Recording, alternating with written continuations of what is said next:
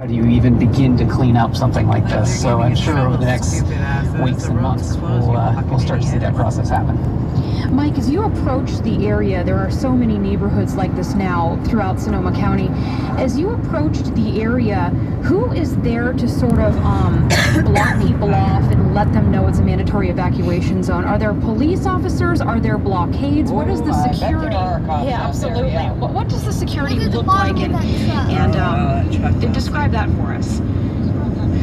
The security, I don't want to say it's overly heavy, but it's very clear that it's not an area that they want the public in. Yeah. Any accessible road, there's a barrier and a blockade up with probably 2 to 3 officers.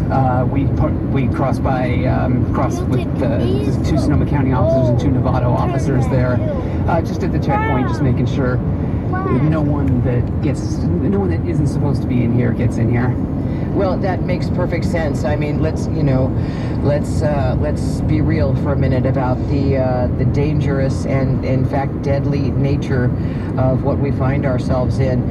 There are lots of areas, mandatory evacuation areas around Sonoma County that there are lots of law enforcement officials cordoning off or blocking off or making sure that you cannot get past a certain checkpoint.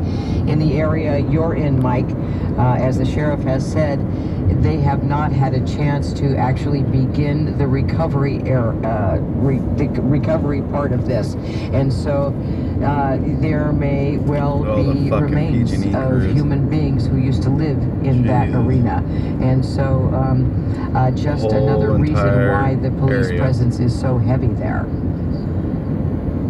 I do know, however, right, exactly, and yeah. I do know, though, that in some cases, and they are very particular cases, of course, they will let some of the people whose homes have been destroyed by these fires, they will let some of them back in to survey the damage, and also in some cases to actually go through the remains, sometimes with things like a rake, to see if there's anything that they can walk away with, you know, wedding rings, things like that. And I'm just wondering if there are any other people aside from law enforcement and the fire department out there wandering around today. That statement was echoed to me as well. It is a very, very select group that to be let back in here. And I think if the house was in one of the most impacted zones, it's still going to be trouble getting in here. If you check in during the day and your house is still standing, it's a little more likely to get into one of these areas.